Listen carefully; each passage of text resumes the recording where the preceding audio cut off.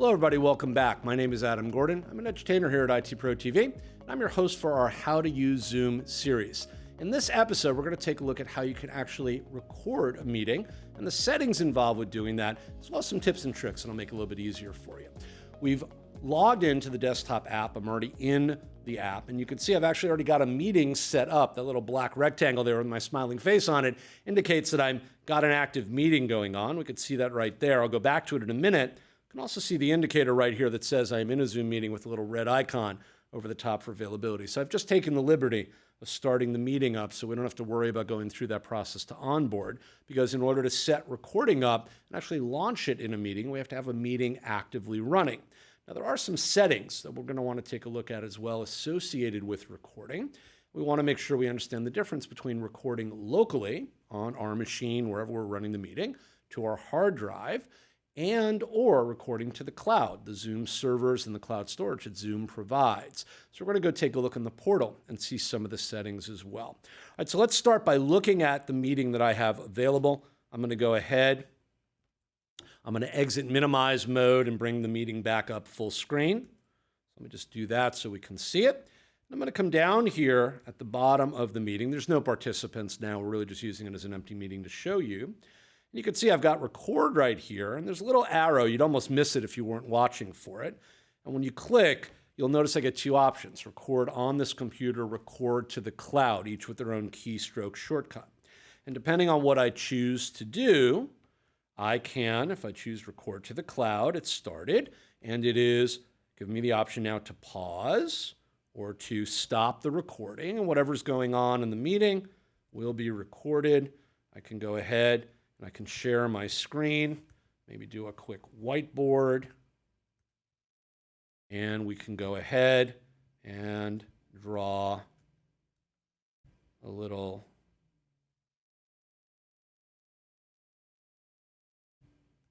face on our whiteboard. Save that, we saved it, and we can close our whiteboard, and we are still recording. And if I choose to stop our recording, let's do that. It is stopped. Meeting has not stopped, but the recording has, okay, as you can see. It's that simple. Now, normally, you'd want to record the whole meeting, not just one small element of it.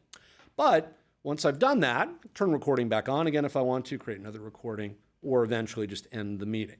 So let's just get out of here. We'll just end our meeting right now because we don't really need to record anything else. We just wanted to see that that's the case. And you'll notice it's converting the meeting recording, allowing me to do that. Let's just back up here.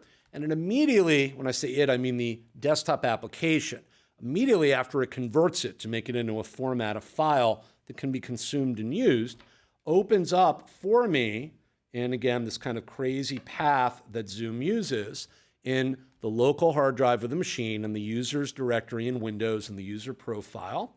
In the documents area in Zoom with the day and time stamp and the name of the meeting and the meeting ID, it opens up and shows me that I have a recording. There is my MP4 recording right there, along with the PNG of the whiteboard and whatever other information it needs for the meeting recording. And I can see all of that, and I can launch that using whatever media player I may want to use if I choose to, and do whatever was recorded in the meeting. Remember, I wasn't recording anything initially, so there really wasn't much going on in the beginning. It was just empty space because I hadn't recorded the whiteboard.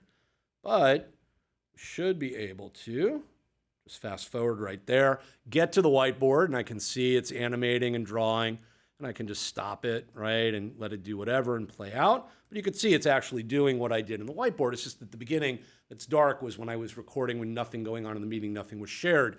It records a blank, empty, black screen, because that's all you would see initially. So we do see evidence of the fact the meeting was actually recorded properly.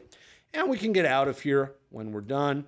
Just get back to that, get out of my media player, and I can see that path if I'm interested. So I see all that. So we know the recording worked. We know the recording is then available. We know we have access to it locally. All that's good. What about the settings that govern recording? I said I was going to show you those. So let's go take a look. We have settings right here. As we've seen throughout our series so far, we can go to our settings icon or our picture and under profile find settings as well. Let's click on settings. We'll bring those up over here. And sure enough, if we go down about 3/4 of the way down, right here, we'll see recording, halfway to 3/4. And we'll see that we have recording both local and cloud. And we have the option to change the path. That local directory can be modified here. If we go to change, we could open it if we don't remember it, want to go find it. We can do all that. We could choose a location and prompt users to choose that location when the recording ends if we choose to, when we want them to record. Record a separate audio file for each participant that may have spoken during the meeting so we can actually track them individually. So that's kind of nice as a feature. We can go ahead and add timestamps to the recording. Might be valuable depending on what you're doing. Record video during screen sharing. So you saw me do that when I was whiteboarding, a form of screen sharing. And we can keep temporary recording files, as you can see as well. Specify whether we want to do that. Now, for the cloud recording, there's really not much here except for manage. I can just simply see the space allocation. I seem to have 26 gigs of cloud storage available. About 24 of them approximately have been used so far, and I can manage. Now, if I click manage, this is going to take me to the settings in the portal. So I'm going to go over to the portal because I'm already logged in, so I don't get logged in again and show you those. But these are the settings on the local machine. The settings for cloud are managed in the portal. So let's minimize here. Let's minimize here. I'm already in the portal, as you can see. Let's take a look at where we are. We'll zoom in. I'm under personal. I'm in recordings right there. And you'll see on recordings, I have cloud recordings on one of the tabs, local recordings right here on the other. You can see my copy of the local recording shows up in the portal as well. I can access it and have access to it. So as the administrator or the owner, I have a record of it stored up, available for me to pull in if I want to use it and search for it so I can see it. I can manage them. You'll see I can delete a selected recording if maybe after a certain amount of retention time, I want to get rid of that. These are more administrative functions probably for the IT group to be able to use to keep track of individual recordings, things like that. You wanted to delete your own recording, you could just go delete it right from within the folder where it is. But you could do that from here as well. So that's nice. It says local recordings listed below are accessible only from the computer on which they were recorded. I can't play the recording from here, but I can manage it and delete it if I have the rights to do so. And you'll notice here, cloud recordings. I'm not seeing recordings because I haven't recorded anything right now, but you'll do see that I have the ability to search, again, search by ID and manage, delete all, etc.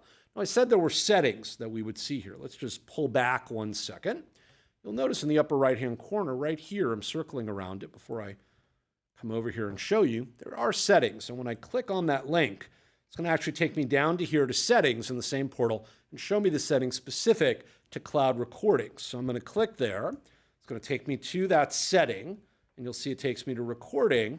We've actually looked at these in one of the earlier episodes, and it shows me local recording settings. Really not much we can do there, but it does show me the cloud recordings, and it does show me the ability to see those recordings, as you can see, and to interact with them depending on what I choose to do, set them up. I went through this in depth with you in one of the earlier episodes, and there's quite a number of them, as you can see, including I mentioned the recording disclaimer.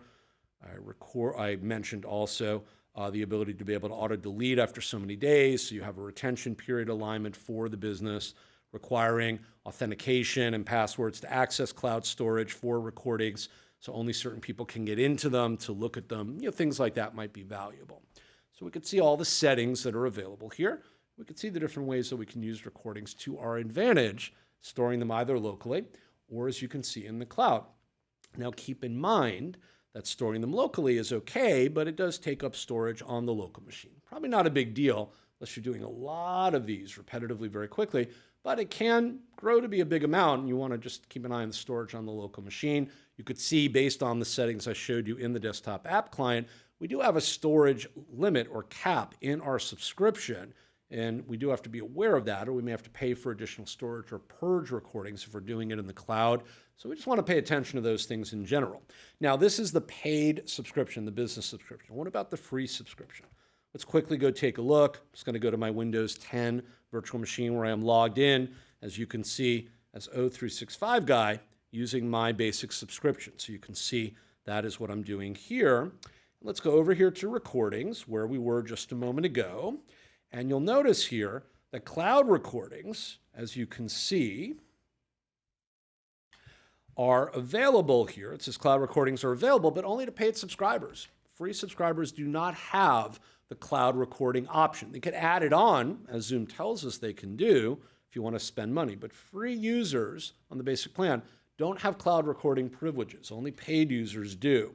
You'll notice under local recordings that once I do a recording, the way I did under my paid account, I will see the local recording show up here for management. So the local recording works the same way in both plans, but the cloud recordings is a pay option, and you want to make sure you're aware of that depending on what version of the pricing model you're using, basic or free versus one of the paid options, looking perhaps for cloud services and recordings to the cloud when in fact they won't be there unless you choose to switch. So just keep that in mind. As I always do at the end of every one of our episodes, I'm going to wish you a happy Zooming, and until next time, I'll see you soon. Check out the playlist for more videos on how to use Zoom, and be sure to subscribe to the ITProTV channel. I'm Adam Gordon, and thanks for watching.